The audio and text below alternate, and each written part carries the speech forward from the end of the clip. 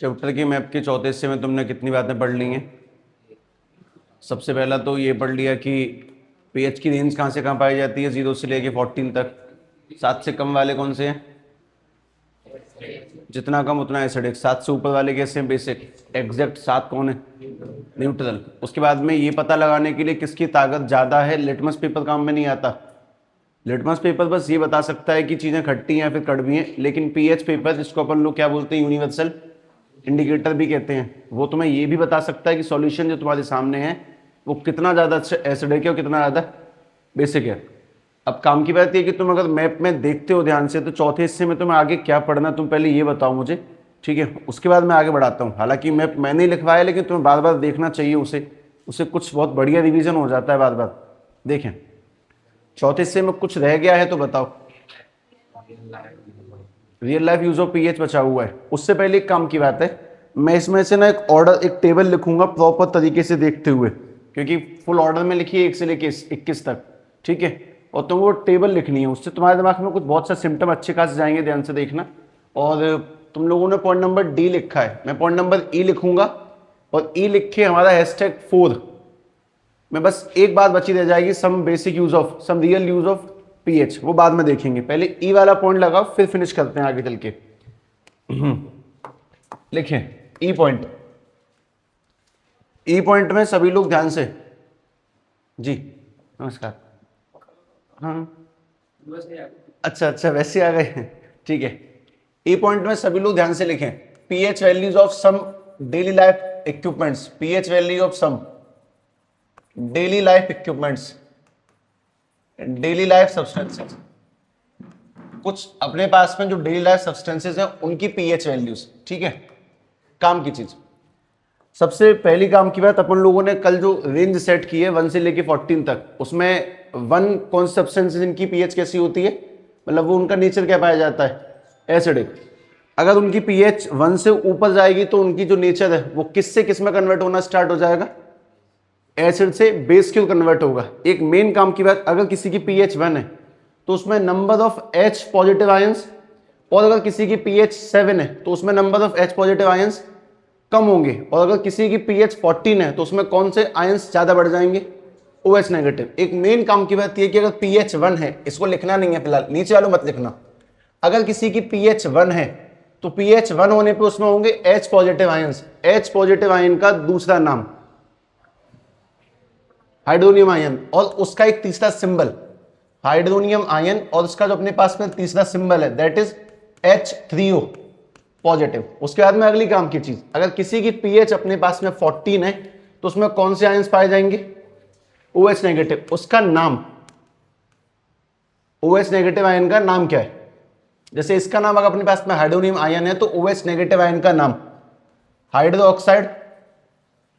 Oxide ion. Most important scenario तुम्हें समझ में आ जाए वो ये कि अगर किसी की पीएच 7 है तो उसमें H पॉजिटिव और OH नेगेटिव दोनों आयंस की कंसंट्रेशन कैसी होगी, सेम, मतलब कि जितना वो एसिडिक है उतना ही बेसिक है, और इसीलिए उसको अपन लोग क्या बोलते हैं, न्यूट्रल। और शायद इसी कारण से H पॉजिटिव और OH नेगेटिव मिलने के बाद में वो किस में कन्वर्ट हो जाएगा, H2O में, यानी कि वाटर में कन्वर्ट हुआ। इसीलिए अपन लोग डिस्टिल वाटर की जो पीएच है वो क्या मानते हैं, डिस्टिल वाटर की जो पीएच है वो क्या मानी जाएगी अपने पास में, 7। अब इस कहानी को थोड़ा सही तरीके से इमेजिन करने के लिए कि पीएच की पावर कितनी है, जैसे कि तुम्हारे लिए पीएच 1 का मतलब स्ट्रॉन्ग या वीक।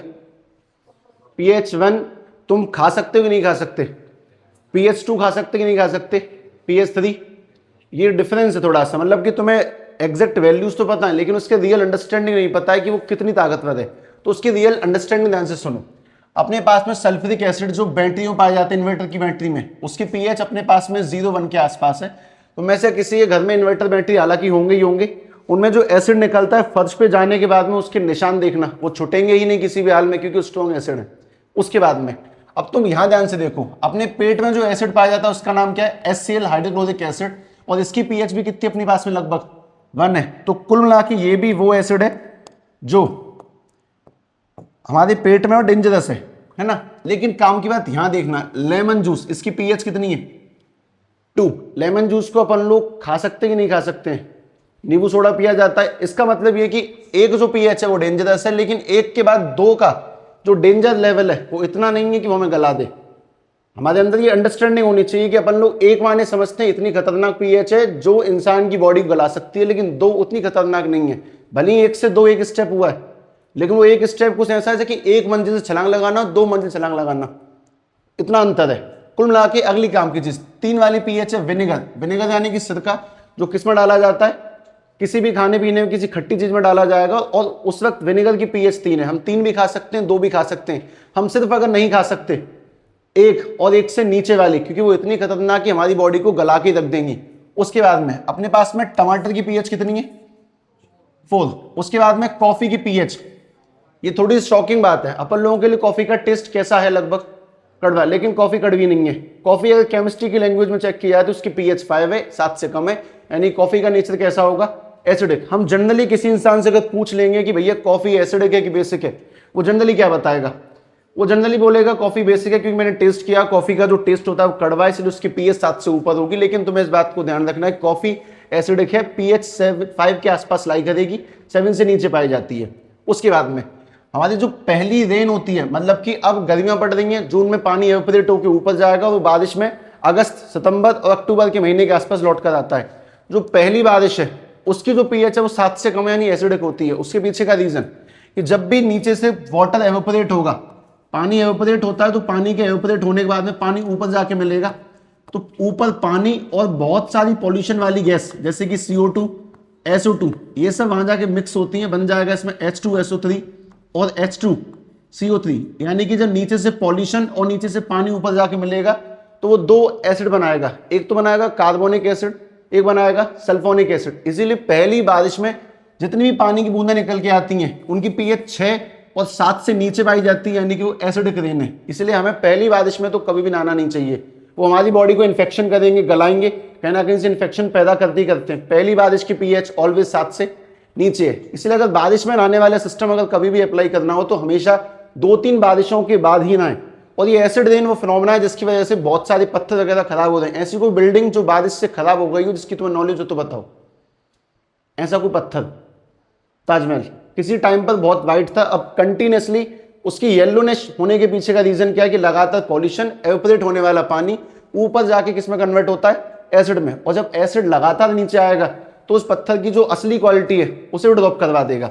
हालांकि इसमें किसी को कोई दिक्कत नहीं है। 7 पीएच किसकी है, फ्रेश डिस्टिल वाटर की, सलाइवा की। लेकिन नीचे देखना, ब्लड और जो टीयर है उसकी पीएच 7 से ऊपर है। हमारे खून की एग्जैक्ट पीएच 7.4 के आसपास है। लेकिन एक बहुत छोटी प्रैक्टिकल बात सुनो, तुम कभी भी 6, 7 और 8 को टेस्ट करके नहीं बता सकते कि ये न्यूट्रल है, एसिडिक है या फिर बेसिक है, क्योंकि उनके बीच का डिफरेंस ज्यादा नहीं है। 6, 7, 8 लगता सेम है, लेकिन अगर तुम्हें एग्जैक्ट पता लगाना है तो तुम्हें पीएच पेपर का इस्तेमाल करना पड़ेगा। तुम 6, 7, 8 में कभी भी डिफरेंस नोटिस नहीं कर सकते उन्हें बस टेस्ट करके, क्योंकि वो लगते सेम है। ज्यादा खट्टेपन को तो तुम बता दोगे, ज्यादा कड़वापन बता दोगे। अगर बिल्कुल नीचे 14 पे पहुंचेगा तुम पता लगा सकते हैं। उसके नीचे बेकिंग सोडा, पीएच लगभग 8 से ऊपर। बेकिंग सोडा का कोई भी एक काम बताओ जो घर में यूज होता हो, किसी भी खाने, किसी भी सब्सटेंस को फुलाना, जैसे इडलियों में डाला जाता है अक्सर।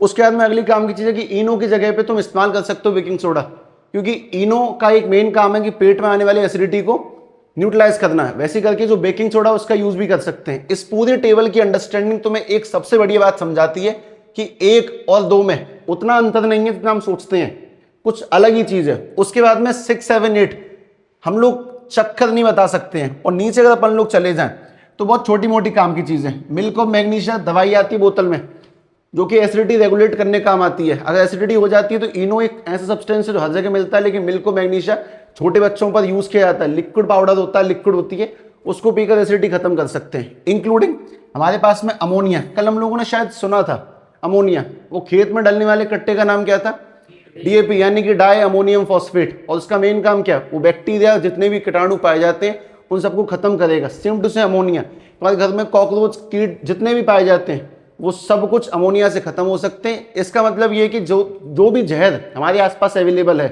उन सबकी पीएच 7 से ऊपर है। और जहर कड़वा होता है, इसको चखा नहीं गया है। सीधी बात है कि लिटमस पेपर की जगह पर किसका इस्तेमाल किया गया, पीएच पेपर। पीएच पेपर से उसको सॉल्यूशन को चेक करके पता लगाया कि उसकी पीएच 7 से ऊपर गई, और जिस दिन 7 से ऊपर गई वहीं पे क्लियर हो जाता है कि वो कैसा होगा, कड़वा होगा।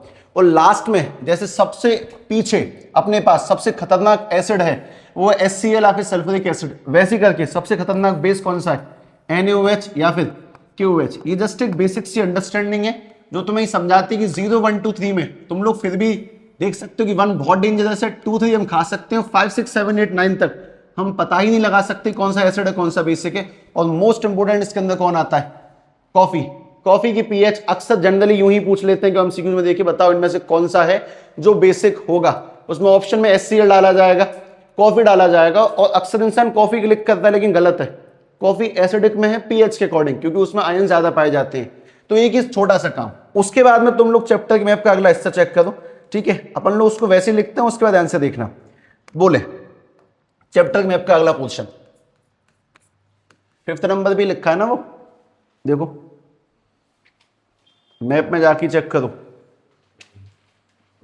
सॉल्ट, और सॉल्ट से पहले एक कन्वर्सेशन है, मतलब एक थ्योरेटिकल कंसेप्ट है जो पहले समझाना होगा, है ना। ध्यान से बात सुने।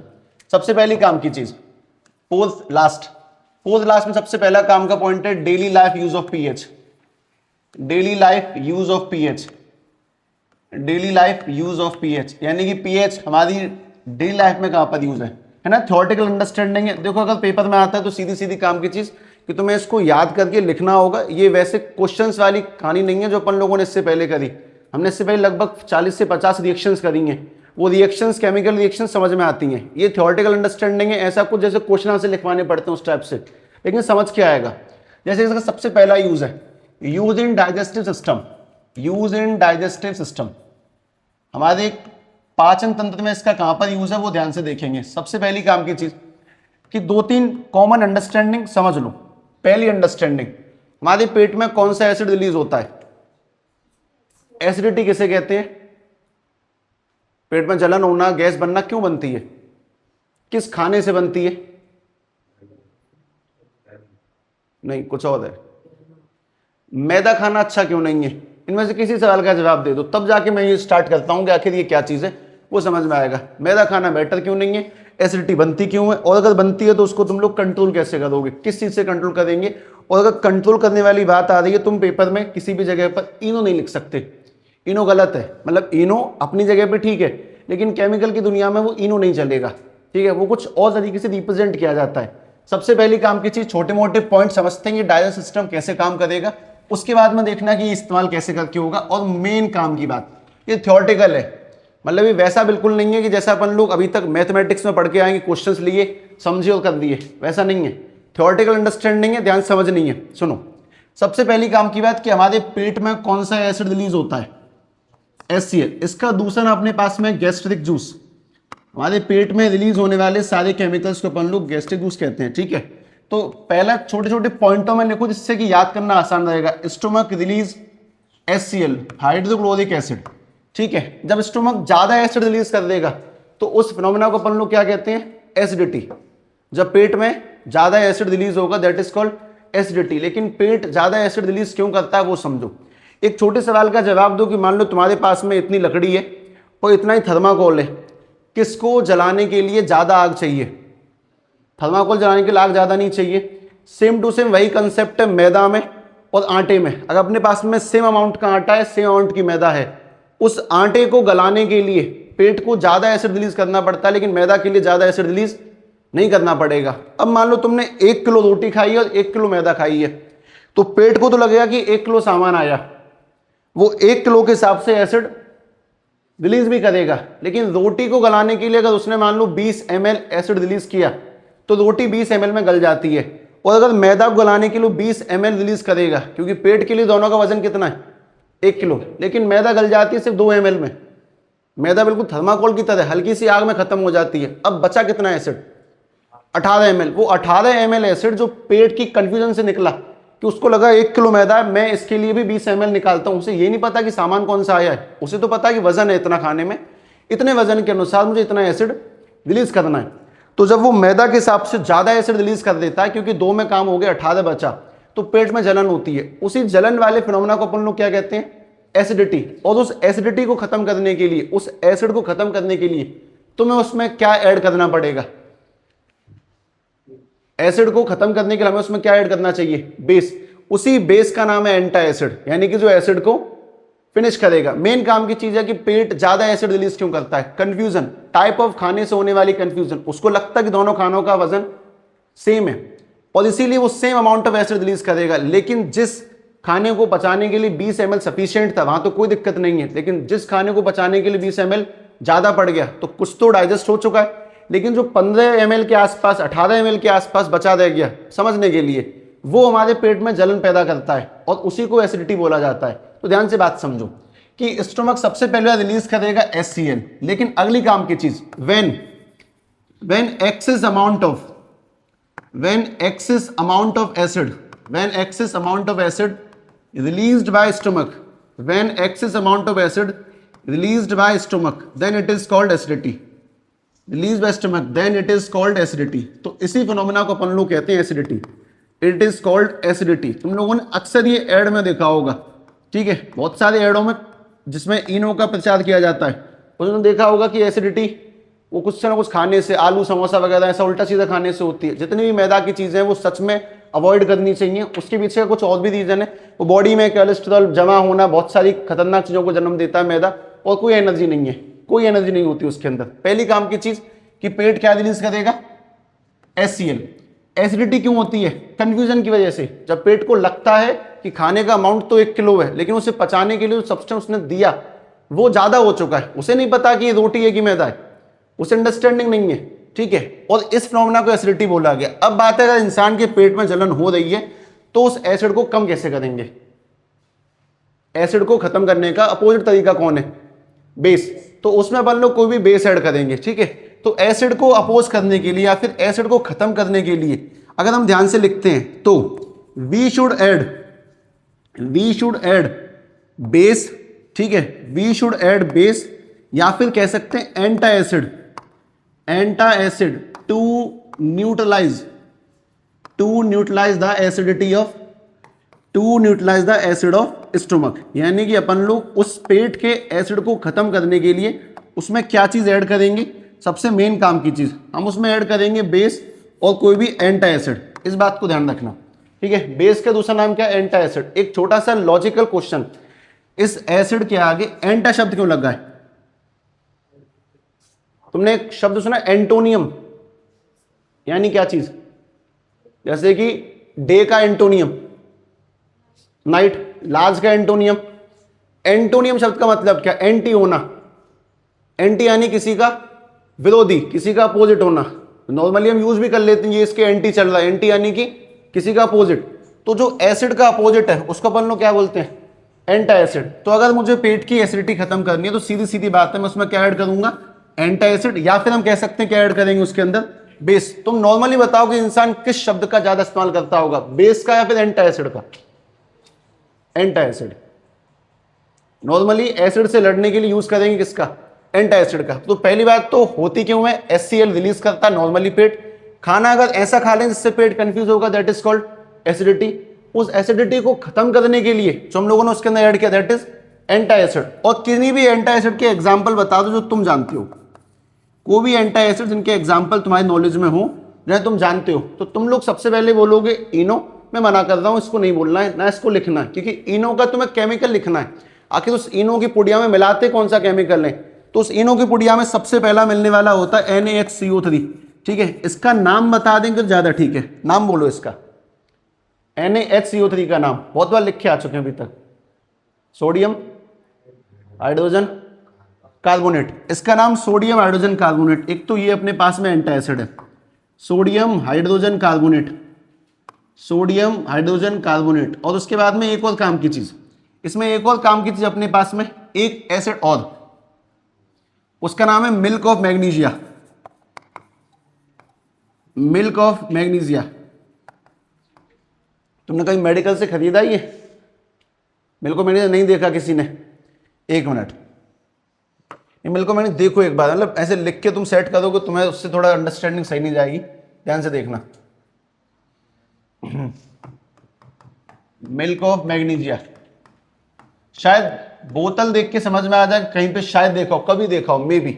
ये दोनों के दोनों अपने पास में एंटी एसिड्स हैं, इनका इस्तेमाल करके तुम पेट में निकलने वाले एसिड को खत्म कर सकते हो। ये अपने पास में मिल्क ऑफ मैग्नीशिया की बोतल है, बाई चांस कहीं देखी हो, गलती से कभी देखी हो, इसके ऊपर कुछ छपा भी है, तुम्हें दिख रहा होगा पेट, इसलिए छपा हुआ है कि अगर एसिड आएगा तो उसको खत्म कर देगा। ये अपने पास में मिल्क ऑफ मैग्नीशिया। ये दो वो चीजें हैं जिनका इस्तेमाल करके अपन लोग पेट में रिलीज होने वाले एसिड को खत्म कर सकते हैं। मेन काम की चीज, ये सबसे पहला यूज है कि डाइजेस्टिव सिस्टम के अंदर, यानी अपने पाचन तंत्र के अंदर हमारा जो पीएच है वो कैसे काम करेगा। तो मैं पहली काम करती है पल्ले पड़ती, पेट कौन सा एसिड रिलीज करेगा, दूसरी काम के ज्यादा क्यों करेगा, कंफ्यूजन।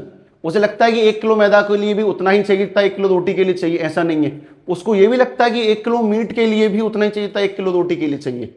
इसलिए मीट को पचने में टाइम लगता है, ज्यादा टाइम लगता है मीट को पचने में। तो बता, जो भैंस जब दूध देती है, नया जो दूध निकलता है बच्चा पैदा होने के बाद में, उसको अपन लोग क्या बोलते हैं, जो गाढ़ा हो जाता है जो खाते हैं, कीली, उसको पचने में सबसे टाइम लगता है। सबसे ज्यादा प्रोटीन होता है उसके अंदर, सबसे ज्यादा प्रोटीन है, सबसे ज्यादा, मतलब कि लगभग 2.5 से 3 घंटे लगते हैं। लगातार एसिड रिलीज होता है, लगातार गलाया जाता है, उसके इंटेस्टाइन तक पहुंचेगा, बहुत टाइम लगता है। तुम ज्यादा खा भी नहीं सकते, ज्यादा खाओगे दर्द होगा हाथों के अंदर, बहुत ज्यादा खाने पे दर्द होगा ही होगा, क्योंकि टाइम लग रहा है उसे। ठीक है, एक काम की बात, पहले इसे सेट करें, इसके बाद अगला लिखें। ये सबका होगा संग के संग। ठीक है, ये वाली बोतल ध्यान रखना, ये तुम लोगों ने अब देखी है, मिल्क ऑफ मैग्नीशिया ऐसा कुछ होता है। ठीक है, सभी लोगों ने NaSCO3 का इस्तेमाल किया, किसकी फॉर्म में, इनो की फॉर्म में। हमने जब जब इनो पिया है अपन लोगों ने, उसमें सोडियम हाइड्रोजन कार्बोनेट ही डाल के पिया है। मिल्क ऑफ मैग्नीशिया अगर यूज नहीं किया तो कम से कम अब देख के अंदाजा लगता है कि ये कोई बनावटी बात नहीं है जो मैंने तुम्हारे सामने लिख दी और तुमने उसके अंदर उतार ली। अगर ये हो गया तो अगले चलते हैं। हो गया, ये लिख रहा है अभी। ठीक ठीक है, पॉइंट नंबर बी देखें। पॉइंट नंबर बी है use in tooth decay, use in tooth decay. ठीक है भाई, चलो सबसे पहले एक सिंपल सी एडवाइस, जैसे अभी तुमने उसमें बोला उसके अंदर पेट के अंदर क्यों एडवाइस किया जाता है कि तुम्हें दांतों को साफ करना चाहिए, कब करना चाहिए बताओ। रोज सुबह करना इंपॉर्टेंट नहीं है, मतलब प्रैक्टिकली इंपॉर्टेंट नहीं है, हमारी बॉडी का हिस्सा बन चुका डेली लाइफ का, पर हमें दांत साफ करने चाहिए खाना खाने के बाद, सोने से पहले। हाँ मी,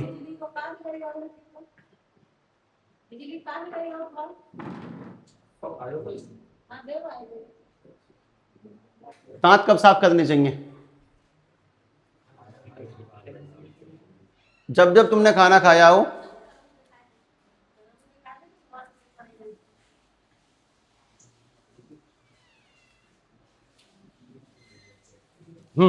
दांत कब साफ करने चाहिए, मोस्ट इंपोर्टेंट खाना खाने के बाद साफ करने चाहिए।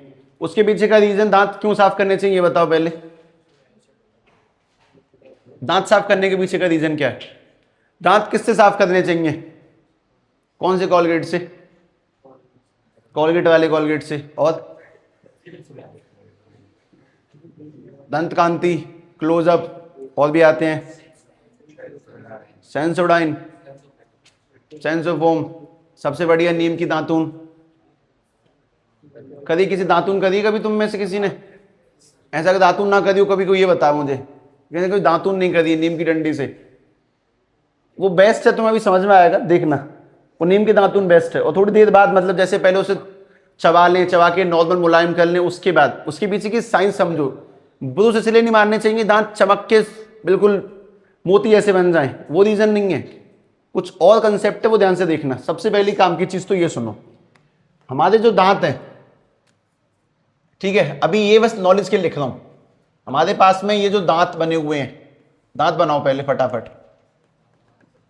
ठीक है, अपने जो दांत हैं वो अपनी बॉडी का सबसे स्ट्रॉन्गेस्ट बोन पोर्शन है, सबसे मजबूत हड्डी है। इंसान के जलने के बाद में भी दांत नहीं गलते, खत्म ही नहीं होते हैं वो, मतलब उसमें मिल जाएंगे तुम्हें 2-3 चीजें मिल जाती हैं, जैसे कि ये कोहनियों के टक, ये वाले घुटनों की कवर ऊपर के, ठीक है, ये चेस्ट बीच का पोर्शन, ठीक है, ये वाली हड्डी, ये सब नहीं जलते हैं। छोटे छोटे से दांत सारे बचे रह जाते हैं, नाखून नहीं जलते हैं, ये सब बचे रह जाते हैं, जलते ही नहीं है, ठीक है, काम की बात है। ये जो दांत है, इस दांत का फॉर्मूला, दांत के ऊपर एक कवर होता है, ठीक है, ये जो हड्डी तुम्हें दिख रही है इसके ऊपर एक कवर है, उसका फॉर्मूला होता है calcium phosphate. Calcium phosphate, calcium phosphate, Ca3PO4 का होल ट्वाइस, फॉर्मूला लिखें इसका। ये दांत के ऊपर की हड्डी कवर है, ठीक है। Tooth enamel is the strongest bone of the body, ठीक है, इसको बोलते हैं टूथ एनेमल। टूथ एनेमल यानी दांत के ऊपर का कवर, जो स्ट्रॉन्गेस्ट पार्ट, स्ट्रॉन्गेस्ट पार्ट, ठीक है। पहली काम की चीज तो ये सबसे स्ट्रॉन्गेस्ट पार्ट है, जलेगा ही नहीं, कैल्शियम फॉस्फेट। लेकिन इसके बावजूद भी अगर तुम सही से खाना पीना खाकर दांतों की सफाई नहीं करते हो तो कंफर्म गल जाएंगे, खराब हो जाते हैं, दांतों में कीड़े लग जाते हैं, वाकई में कीड़े निकलते हैं, वाकई में असली कीड़े हैं, बिल्कुल जैसे उसमें निकलते हैं गोभी में से, गोभी में हरे हरे से कीड़े निकलते हैं, गोभी में कभी देखे हो तो वैसे कीड़े ही निकलते हैं काले रंग के बोदे बोदे से, ठीक है। उन कीड़ों का खतरनाक इतना ज़्यादा इम्पैक्ट है कि अगर वो दांतों में कीड़े लग गए, दांत उखड़वा दो, मसाला भरवा दो, सेट करवा के लॉक कर दो, नहीं तो वो तुम्हें जीने नहीं देंगे। इतने खतरनाक पेन होता है कि इंसान मरने को आतुर हो जाए, क्योंकि वो सीधे नसों पे जाकर अटैक करते हैं, क्योंकि यहाँ पे बहुत सारी नसें कनेक्ट होती हैं ब्लड वाली, ठीक है। वो तुमने शायद कभी सेंसोडाइन वाली एड में देखी हूँ, दांतों में झंझनाहट, ठीक है, नसों में दिक्कत जो होती है। लेकिन इसके पीछे का रीजन क्या है वो सुनो, दांत साफ क्यों करने चाहिए, वो प्रैक्टिकल नॉलेज है, पॉइंटों में समझते हैं, ठीक है। पहली काम की चीज, सबसे पहली काम की चीज, दांत साफ करने के लिए मोस्ट इंपोर्टेंट जो काम की बात है वो ये कि तुम्हें दांत अक्सर तब तो साफ करने ही करने जब भी तुम कुछ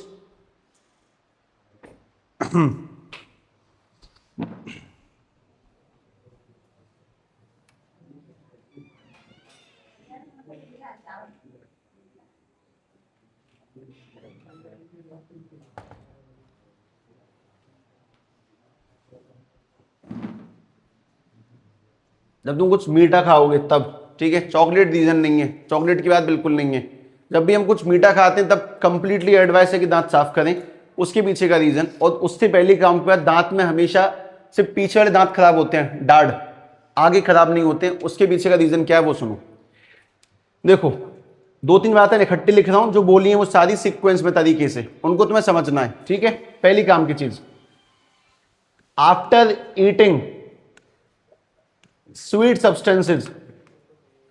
सब्सटेंसेज मेनली, ठीक है, मेनली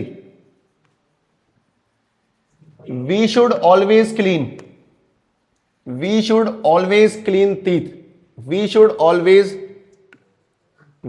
ऑलवेज क्लीन टीथ। हमें दांत साफ करने चाहिए अक्सर जब भी हम कुछ मीठा खाते हो, पहली काम की बात। उसके पीछे का रीजन, मीठे खाने के बाद में ही क्यों, मेनली रीजन मीठा ही है, ठीक है। हालांकि तीखे से भी तुम्हें एडवाइस है कि साफ करनी चाहिए, लेकिन फिर भी मीठा पहली प्रायोरिटी है, 99% मीठा प्रायोरिटी, 1% में तीखा, ठीक है। बिकॉज, उस बिकॉज का रीजन सुनो। तुमने लाइफ प्रोसेस नाम के चैप्टर में काम की बात पढ़ी थी कि हमारे, तो क्या बतला रहा है इससे, क्यों बोल रहा है फिर लगातार, मैं सोचा अवॉइड करूं, नहीं, उसका मुंह चलता जा रहा कंटिन्यूसली।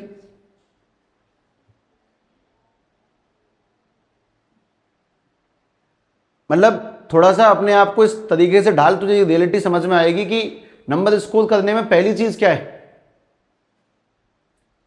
नंबर अच्छे आने में पहली चीज क्या है, सिंसियरिटी।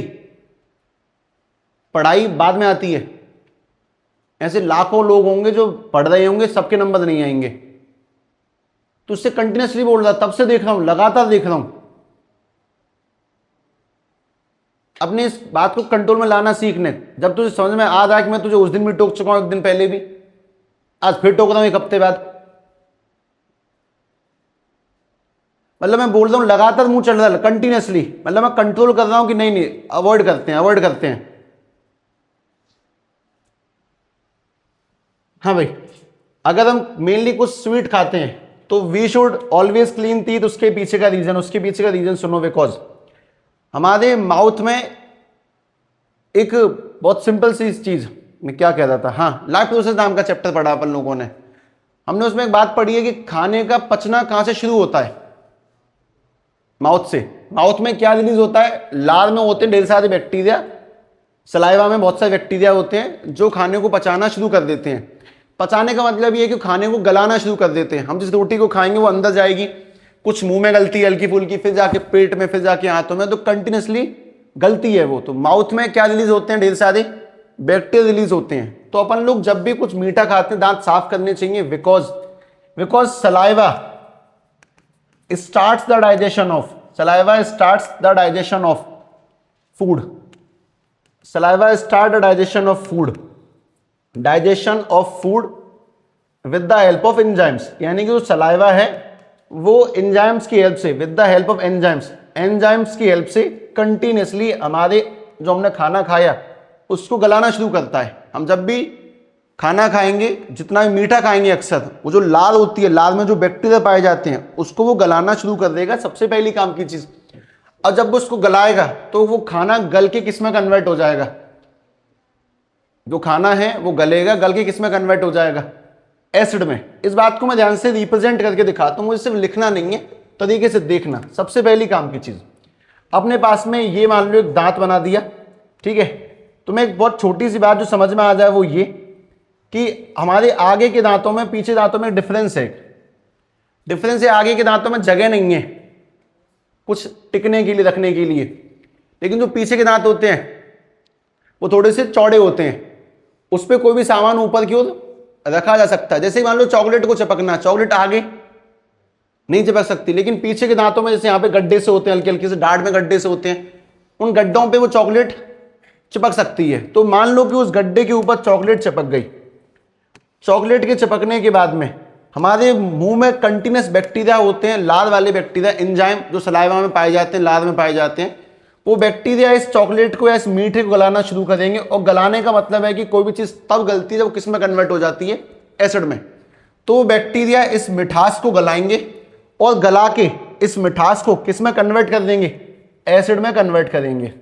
वो इस मीठे को कंटिन्यूसली एसिड में कन्वर्ट कर देंगे, ठीक है। ये बैक्टीरिया जो हैं वो इस मीठे को लगातार एसिड में कन्वर्ट करेंगे, ठीक है। ध्यान से बात समझें कि सबसे पहली काम की बात ये है, अपने पास में स्वीट, मीठा, ठीक है। इस पर अटैक किया किसने? बैक्टीरियाओं ने। उनको खाने के लिए, बैक्टीरियाओं को चॉकलेट बहुत पसंद है, सारे बैक्टीरियाओं को मीठा बहुत पसंद है, ठीक है। इसीलिए हम लोग अक्सर, वैसे हमारी बॉडी को मीठा बहुत पसंद है, इसीलिए किसी भी खुशी के मूवमेंट पर मिठाइयाँ बांटी जाती, लड्डू रसगुल्ले कुछ ना कुछ बांटा जाता है, कभी भी खट्टा नहीं बांटा जाता, ठीक है। नमकीन नहीं खिलाई जाती किसी को कि आज मैं फर्स्ट आया हूं तो मैं किसी को छोले भटूरे खिला दूं, कुछ मीठा ही खिलाया जाता है हमेशा, ठीक है। काम की चीज कि अगर चॉकलेट या फिर कोई भी मीठा सब्सटेंस है तो बैक्टीरिया उस मिठास को गलाते हैं और गला के उसको किस में कन्वर्ट कर देते हैं? एसिड में। अपने पास में ये जो एसिड कन्वर्ट हुआ वो लगातार किस पे रखा रहेगा? दांत के ऊपर रखा हुआ है। और दांत के ऊपर रखे हुए एसिड को, मतलब दांत के ऊपर रखा हुआ जो एसिड है वो लगातार इस दांत को फिर गलाना शुरू कर देगा। और एक पॉइंट पे आके, मतलब एकदम से नहीं गल जाएगा, आज का तुम आज ही गल गया, कम से कम 4-5 साल तक लगातार तुम 2-3 दिनों के अंदर चॉकलेट खाते भी हो और तुम साफ भी नहीं करते मुंह। चॉकलेट खाई, तुमने मुंह साफ भी नहीं किया और सो गए 5-6 साल लगातार, तो ये एसिड थोड़ा थोड़ा बनता रहेगा। बनने के बाद में वो दांतों गलाना शुरू करेगा। और जैसे ऊपर की लेयर हटी, मान लो कि ऊपर की लेयर हटने में लग गए मान लो 5 साल, तो पूरा दांत गलने लगेंगे सिर्फ 1 महीना, इतनी स्पीड से खत्म हो जाएगा। तो इतनी इंपॉर्टेंट होती है ऊपर की लेयर टूथ एनेमल। मेन काम की चीज, सबसे पहली बात दांत का फॉर्मूला, सबसे स्ट्रॉन्ग हड्डी। दूसरी काम की बात, जब भी हम कुछ स्वीट खाते हैं दांत साफ करने चाहिए। उसके पीछे का रीजन है कि हमारे जो सलाइवा में पाए जाने वाले एंजाइम है वो उस खाने को पचाना शुरू कर देते हैं। जब वो खाने को पचाएंगे तो साफ सीधी बात है कि बैक्टीरिया उस स्वीट को गलाकर क्या बनाते हैं? एसिड। वो एसिड किसके ऊपर आ जाता है?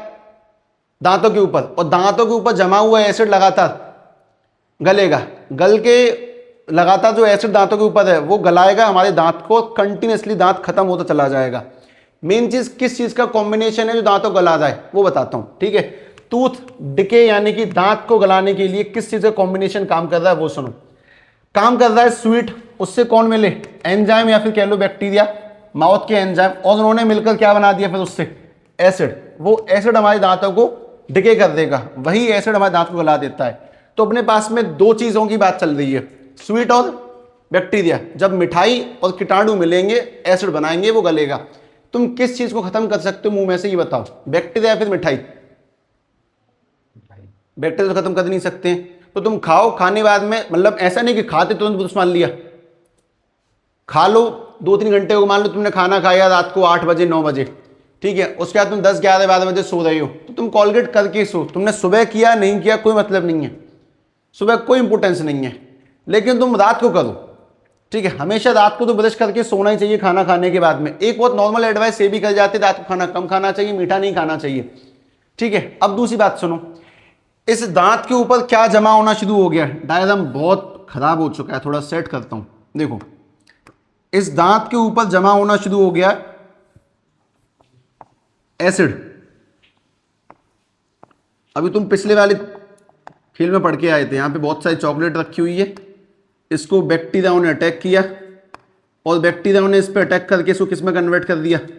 एसिड में, ठीक है। इतना काफी है। ये डॉट चॉकलेट है, इसमें जो डॉट है वो सारे के सारे डॉट चॉकलेट है। उसके बाद में ये अपने पास में बैक्टीरिया हैं, बैक्टीरिया बैक्टीरिया बैक्टीरिया बैक्टीरिया, और बैक्टीरिया से चॉकलेट मिलकर किस में कन्वर्ट हो जाएंगे? वो एसिड में कन्वर्ट हो जाएंगे, ठीक है। अब एक बात सुनो, एसिड को खत्म करने का तरीका, जैसे पेट का एसिड खत्म किया तुमने, उसमें क्या मिलाया? बेस। तुम्हें दांत का एसिड खत्म करना, तुम्हें उसमें क्या मिलाना चाहिए? बेस। तो अपने कोलगेट की पीएच 7 से ऊपर होगी कि 7 से नीचे? उसके पीछे का रीजन, हमारा जो माउथ है उसमें एसिड जमा हो चुका खाना खाने के बाद। अच्छा, ऐसा नहीं मीठे से बनता है, हर खाने से एसिड ही बनता है। हमारे माउथ के जो बैक्टीरिया हैं वो सब सारे के सारे खाने को गलाकर एसिड बनाते हैं, लेकिन सबसे ज्यादा बनाते हैं मीठे से, स्ट्रांगली मीठे से बनाते हैं, लेकिन बाकी सबसे एसिड बनता है। हमारा जो टूथपेस्ट है उसकी पीएच 7 से ऊपर क्यों है? वो बेसिक क्यों है? क्योंकि वो माउथ के एसिड को खत्म करेगा, इसीलिए वो उसकी पीएच ऊपर है। इस बात को मैं नीचे लिख देता हूं, that's why. Point number 1 2 3 4, that's why, ठीक है। इसी रीजन से pH of toothpaste, pH of toothpaste is greater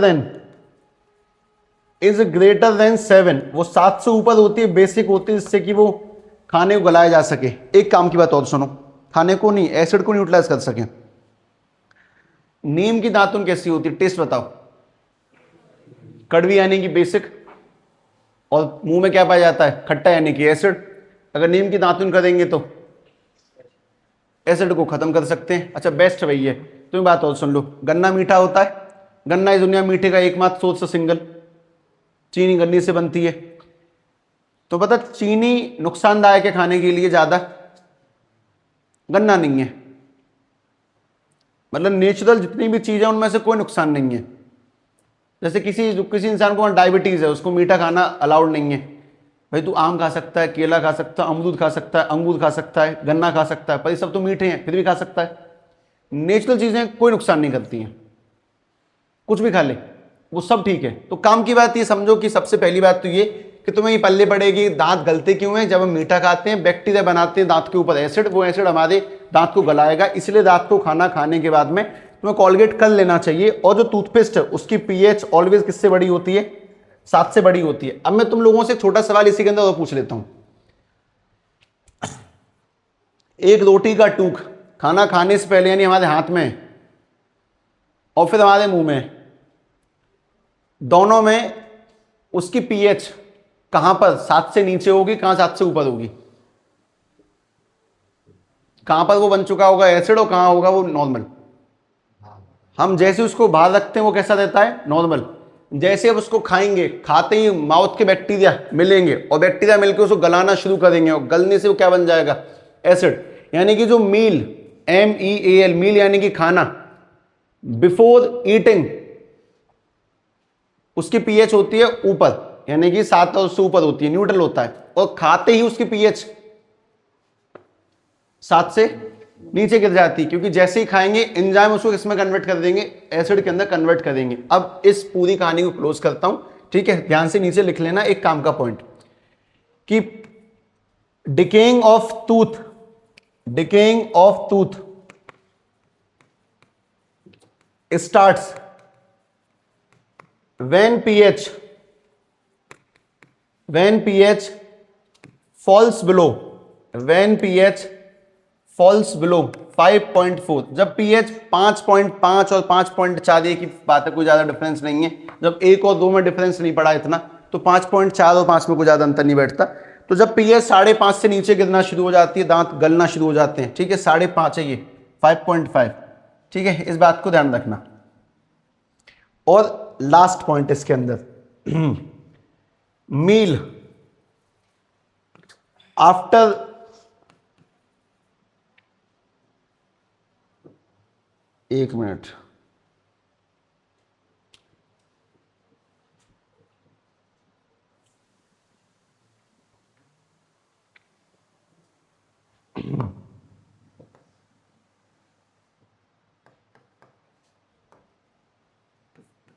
food लिख दो, है ना, फूड लिख लें या फिर मील लिख लें। बिफोर इंजेशन, इंजेशन यानी इनटेक ऑफ फूड, खाने को अंदर लेना। उसके बाद में इसमें दोबारा लिख दें फूड आफ्टर इंजेशन। यानी जो खाने की जो पीएच होती है वो खाना खाने के बाद में बिलो 7 हो जाती है, यानी कि 7 से नीचे गिर जाएगी। खाने की पीएच खाना खाने के बाद में 7 से नीचे गिर जाती है, एसिडिक हो जाता है। उसको एसिड बनाता कौन है? सलाइवा। लाल की बैक्टीरिया गला के उसको एसिड में कन्वर्ट कर देंगे, लेकिन खाना खाने से पहले उसकी जो पीएच है, एवब लिख दे रहा हूं मैं, हालांकि ऐसा कह नहीं सकते हैं, ठीक है, इससे तो ऊपर रहती है, लिख दो चलो, एवब 7, वो 7 से ऊपर रहती है। खाना खाने से पहले तो होता है न्यूट्रल जैसा, और खाना खाने के बाद कैसा हो जाता है? एसिडिक। उसको एसिडिक बनाने के पीछे रिस्पॉन्सिबल कौन है? माउथ के बैक्टीरियाज। इसीलिए खाना खाने के बाद ऑलवेज साफ करने चाहिए। इसलिए नहीं कि अटक गया खाना दांतों के बीच में तो निकाल रही है, इसीलिए कि वो अलग अलग कोनों में चिपका होता है, इस वजह से उसको साफ करना चाहिए, नहीं तो वो दांत गलने शुरू हो जाएंगे। और एक पॉइंट पे आगे सबसे पहले होगा डेंटल प्लेक। प्लेक यानी कि पीलापन आएगा पहले, उसके बाद में गलना भी शुरू हो जाएंगे, ठीक है। इसे हटा दो। पॉइंट नंबर तीसरा लिखो। पॉइंट नंबर तीसरा काफी सिंपल सा है, ठीक है। पॉइंट नंबर तीसरा है use of pH in agriculture, aquatic and aquatic animals and aquatic life style, ठीक है। देखें,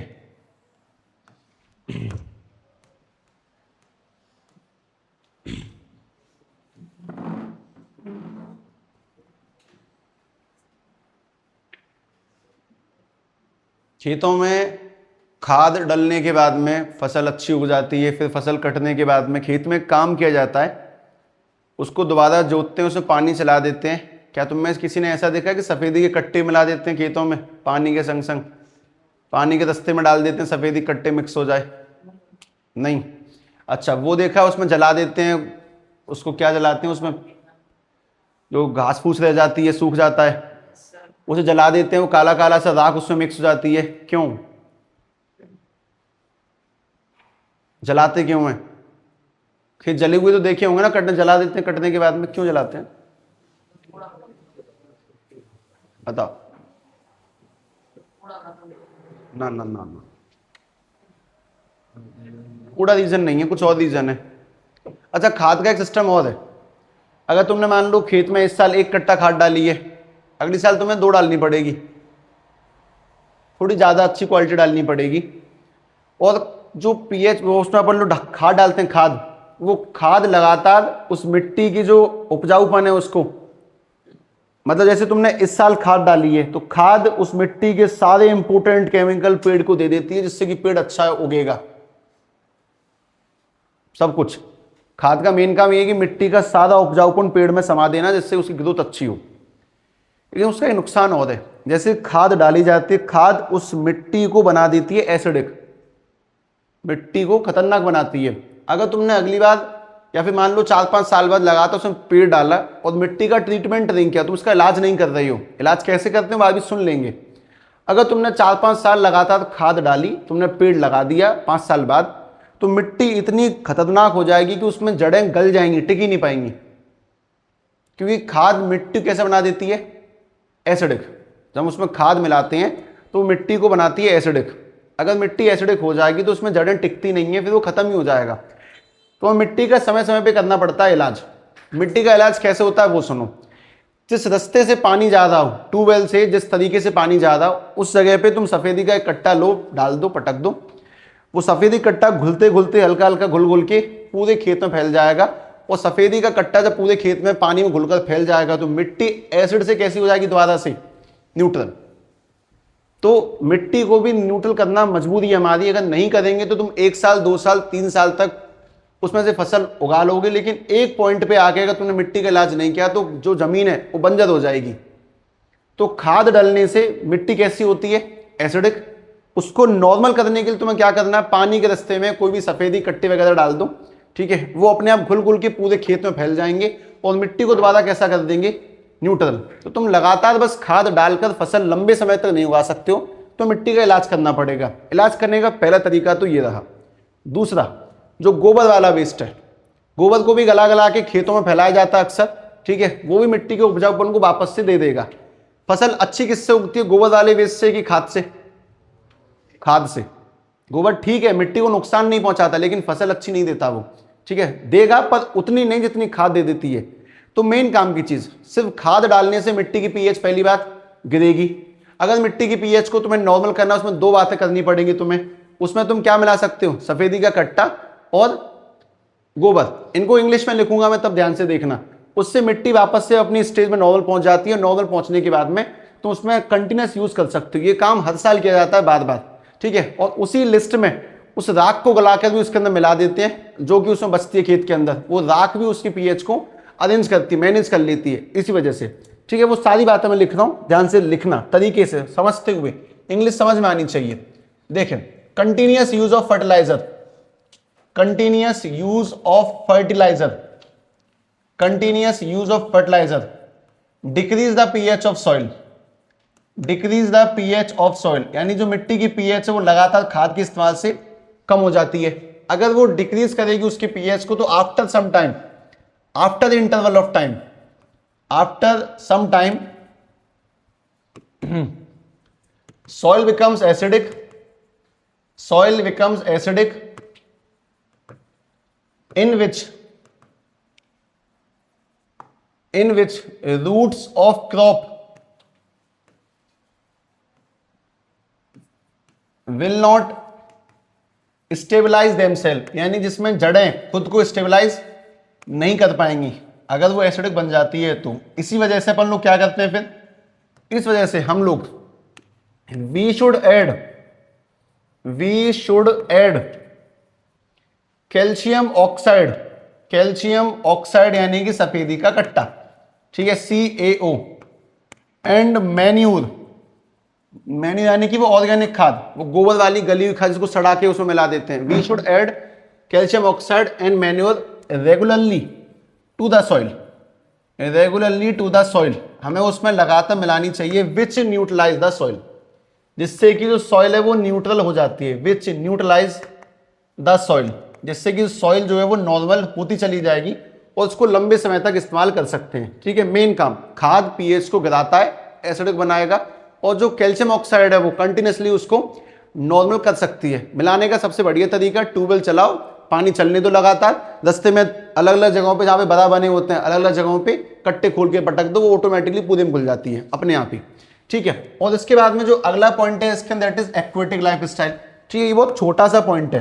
देखो, पानी में रहने वाले जीव जंतु, जैसे अपने पास में नहर है यहाँ पे, इस नहर में लगातार वो धो जाते हैं, टेंट लगातार धोते रहते हैं, फिर सड़क पे सुखा देते हैं। टेंट के जो कपड़े वगैरह होते हैं इस नहर में धोते हैं, उसमें साबुन केमिकल वगैरह सब उसमें मिलता है। और उसके नुकसान क्या है कि वो सुनो, उसमें रहने वाली मछलियाँ, सांप, कीड़े मकोड़े बहुत हैं इसमें, ठीक है। जिस टाइम पर यहाँ पे ना पीछे पटरियों के साथ ही जब तुम आगे जाओगे तो नया पुल बना था कुछ समय पहले नहर के ऊपर ही, तो वहाँ पे जब जेसीबी से खुदाई करके वहाँ पे पिलर गाड़े जा रहे थे, वहीं पे खड़े थे, जेसीबी के एक खोंचा भर के जो उसने निकाला, कम से कम 8-10 सांप हर बार में, छोटे बड़े लंबे चौड़े काले पीले नीले हर रंग के, इतने सांप। मतलब कोई इंसान नहर में अगर गिर जाए ठीक है, वो पक्का मर ही जाना है, इतनी खतरनाक है। तो नहर में कंटिन्यूसली जब ये कपड़े धोते हैं ना, तब इनके आसपास से बहुत सांप गुजर के चले जाते हैं, वो तो छेड़ते नहीं है। अगर जो लोग खेती कभी करी उन्हें अंदाजा भी है इस चीज का कि बहुत बार जब फसल वगैरह लगाते हैं सांप पैरों से होते निकल जाते हैं अपने आप। तो बात यह कि अगर एक्वेटिक यानी कि पानी में रहने वाले जीव जंतु में तुम अगर उनकी पीएच डिस्टर्ब करोगे, साबुन सोडा मिलाओगे, तो उनको नुकसान है, वो मर जाते हैं। ठीक है, तो इसमें बहुत सारे साबुन वगैरह मिलने से, बहुत सारे केमिकल मिलने से, बहुत सारी गंदगी मिलने से इसमें रहने वाले जीव जंतुओं को नुकसान पहुंचता है। तो बस ये किताबी भाषा है कि हमें अवॉइड करना चाहिए, पर ऐसा पॉसिबल नहीं है, वेस्ट कहीं तो रिलीज किया ही जाएगा, ये भी रियलिटी है। ठीक है, लिख देता हूं, aquatic animals, aquatic animals survive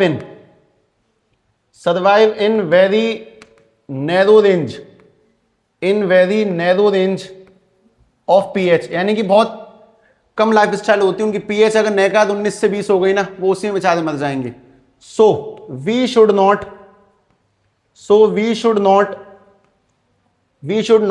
add chemical and harmful substances,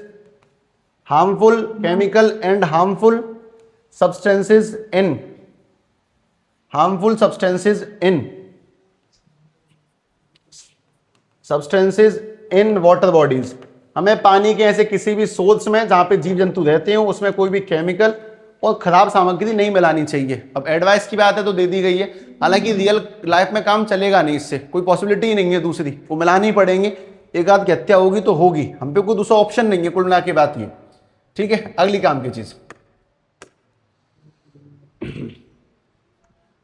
मतलब कुल मिला के देखा जाए तो ये प्रॉपर पूरा थ्योरेटिकल चल रहा है। मतलब पीएच एसिड वाला जो था पेट वाला वो फिर भी बेटर है, टूथ के फिर भी बेटर है, ये टोटल थ्योरेटिकल है, इसमें कोई केमिकल कंपाउंड कुछ नहीं है। बस मैं तुम्हें थ्योरी लिखवा रहा हूं, तुम्हें बात समझ में आनी चाहिए। तुम अगर पेपर में ने कहा 19-20 इंग्लिश लिख देते हो, हल्का एक अक्षर नहीं है, एजेंडा नहीं लगाया, बस तुम्हारा सेंस अगर सही है तो तुम्हें नंबर प्रॉपर मिलेंगे मिलेंगे। ठीक है, तो लिखना है, छोड़ना तो किसी भी हाल में नहीं है। और एक अंतिम पड़ाव, ठीक है, लास्ट पॉइंट है डी, ज्यादा बड़ा नहीं है, सिंपल है, ध्यान से लिखें। डी पॉइंट है self defence, use of pH in self defence. Proper लिख देता हूं, use of pH in self defence. PH का इस्तेमाल सेल्फ डिफेंस में किस तरह से होगा वो सुन।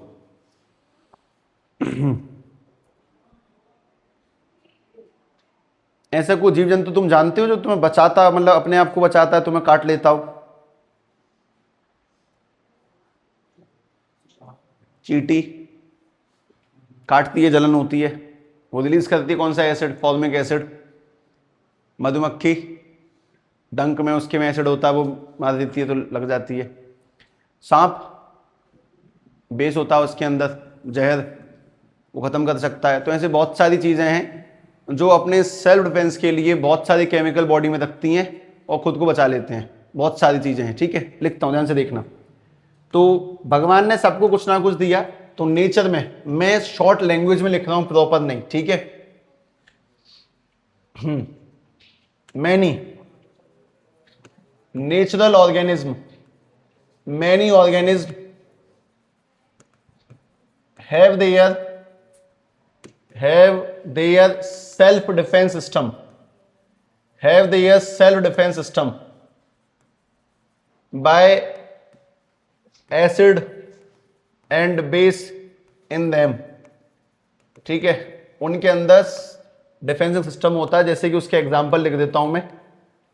Aunt sting, nettle sting, snake, nettle sting, snake, ऐसे बहुत सारी चीजें हैं जो अपना डिफेंस करने के लिए एटसेट्रा एसिड का और बेस का इस्तेमाल करती हैं, जिससे कि वो खुद का बचाव कर सके, है ना। अब फटाफट से छोटा सा काम और इसको लिखने के बाद में ध्यान से देखना, मैं इसको फटाफट आगे बढ़ाता हूं।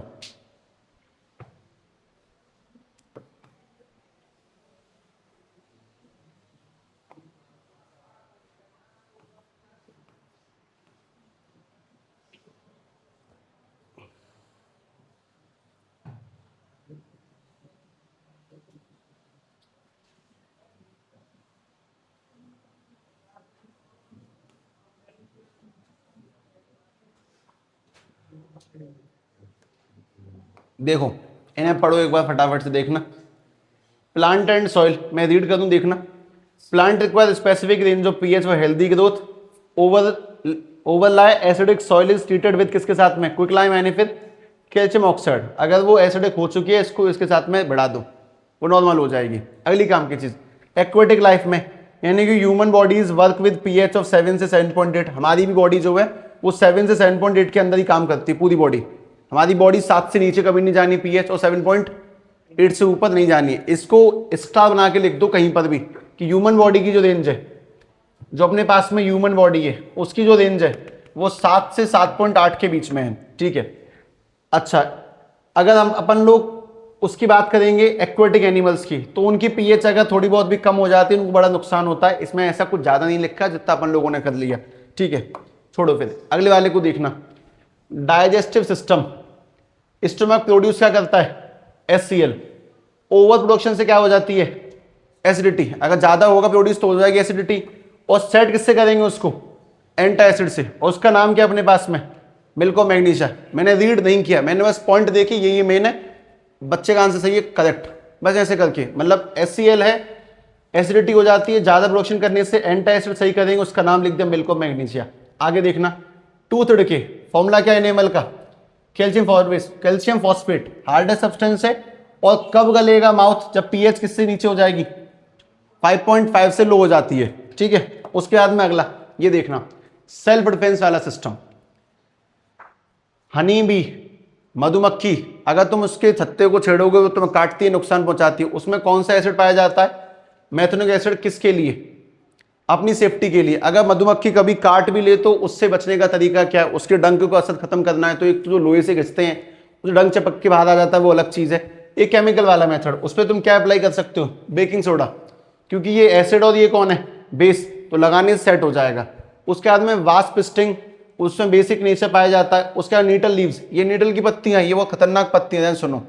इन पत्तियों को अगर तुम टच करते हो उनके अंदर पाए जाते हैं हेयर, और वो हेयर हमारी बॉडी में चुभने पर एसिड रिलीज कर देते हैं, चुभन होती है उनसे। तुमने अगर 2 टाइप के पेड़ देखे होंगे, एक तो तुम लोगों ने वो देखा हो कीकर का, कीकर में कांटे निकलते हैं। एक होता है बबूल का, उसमें भी कांटे निकलते हैं लेकिन गोल वाले।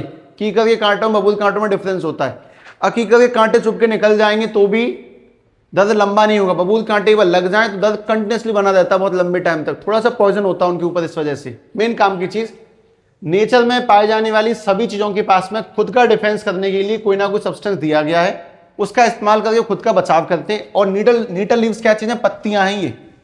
ये पत्तियां नुकसानदायक होती हैं, इनको टच करोगे इनमें हल्के हल्के छोटे से कांटे होते हैं, वो छुप जाते हैं, हमारी बॉडी को नुकसान पहुंचाते हैं। कुल मिला के बात है कि तुम्हें ध्यान रखना है कि उनमें कौन सा एसिड पाया जाता है। हनी बी में और नीटल लीव्स में कौन सा एसिड है, मेथनोइक एसिड है। और अपन लोगों ने शायद लिख रखा है आंट में, जब बहुत सारे एसिड लिखे थे कि चींटी काटती कौन सा एसिड रिलीज करती है, फॉर्मिक एसिड। अगर जब कभी भी अपन लोगों को चींटी काटेगी, आंट काटेगी, उसमें कौन सा पाया जाता है एसिड, फॉर्मिक एसिड।